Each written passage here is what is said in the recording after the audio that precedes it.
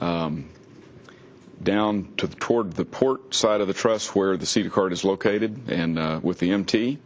You'll see that those CETA carts and MT are just a little bit further port now than they were in the last EVA. Heidi and Shane will both translate out to the CETA carts. They will move the portmost CETA cart, the starboardmost CETA cart first to get it a little bit out of the way. They'll disconnect the other CETA cart and pull it down into position for pickup. Shane will then guide Don Pettit, our arm operator, to fly the arm up to him.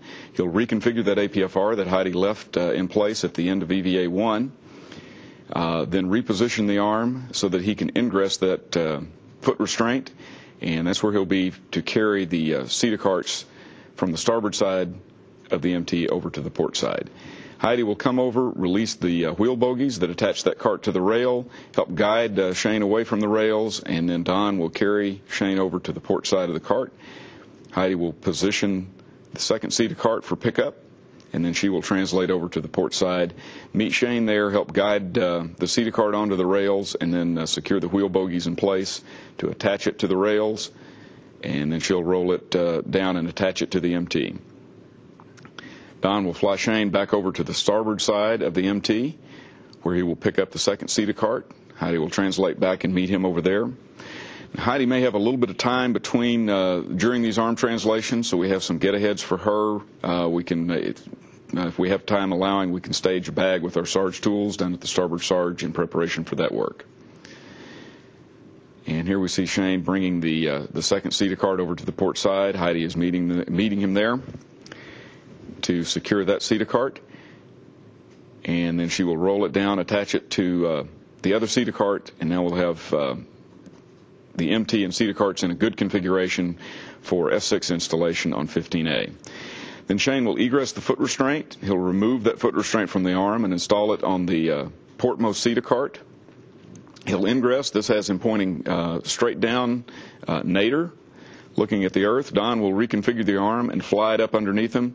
And this will allow Shane access to perform the snare lubing task.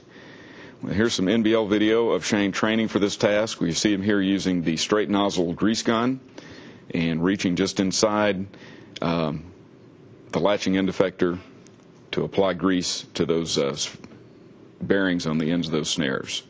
While he's doing that, Heidi will translate out to the Sarge and resume work out at the starboard Sarge.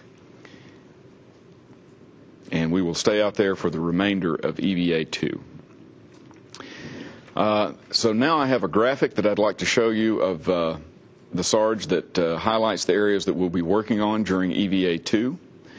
The Sarge will be rotated between EVAs 1 and 2 to an angle of 60 degrees. So you can see on this graphic the areas that are shown in red are the areas that we plan to have cleaned on EVA1. They are now rotated beneath the drive lock assemblies on the upper left and lower left side of the graphic. The areas that you see in blue are the areas that Heidi and Shane will be working on during EVA2. The first area Heidi will go to is the cover 9 and 10 area. You remember I mentioned we'll leave trundle bearing 11 out at the end of EVA1, so she'll just remove those covers. We will now have dirty race ring that will be that have been rotated up under there because of the rotation from 105 to 60 degrees. So Heidi will clean that section of race ring and then install a clean trundle bearing. You see there's a cover 8 is kind of a dotted line in blue. That one kind of depends on if we get cover 11. If Heidi's able to clean cover 11 at the end of EVA1, then she will not have to do cover 8 at the beginning of EVA2. If not, we'll clean under that cover at the beginning of EVA2.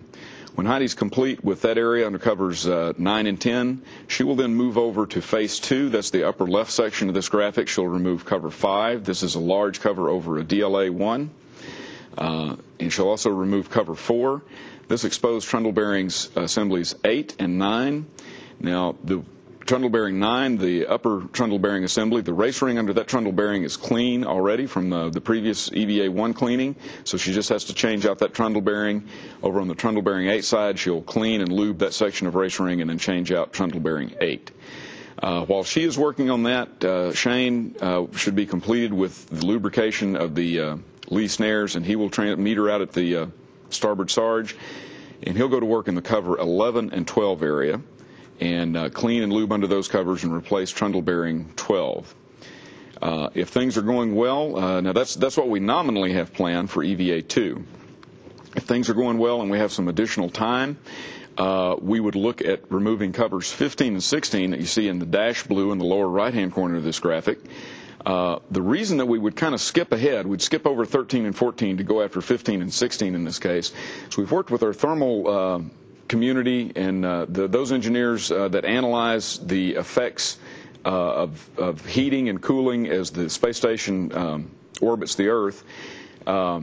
And they have advised us that those covers along kind of the bottom side of the Sarge would be, if we pull those off, it has very little thermal effect on the Sarge. The Sarge doesn't receive a lot of direct sunlight and heating through that area. So that if we pull those covers off, we could leave them off between EVAs 2 and 3. So we could go in, pull those covers, do maybe our cleaning, leave it at that point, and come back in. And that allows us to kind of break up those tasks to make sure that we fully utilize all the time we have available on EVA2 and get as much work as we can possibly get done in preparation for EVA3. So that would be the reason that we would skip ahead on those. The covers up on the top section of the Sarge are exposed to more sun as the station orbits the Earth. If we left one of those covers off, it would cause that section of the race ring and the trundle bearings to become very warm. And that would place some thermal limitations on us on subsequent EVAs that we'd rather not have to deal with. So that completes EVA2. I'll move on now to EVA3. This will be Heidi and Steve again. Shane will be IVing this EVA again. And this EVA is completely dedicated to completion of the S3 Sarge cleaning. The Sarge will remain parked at 60 degrees between EVAs 2 and 3, so there's no rotation planned. Now this EVA is planned for 7 hours at this time. As you saw in those previous graphics, we're kind of breaking this work up into sections of about 30 degrees at a time. That's about the section between two trundle bearings. Based on our training in the NBL and our testing, we predict that one of those sections we estimate will take about 1 hour and 45 minutes to complete from start to finish. That's to get the covers off, do the cleaning, the lubing, the trundle bearing work, and get the covers back on.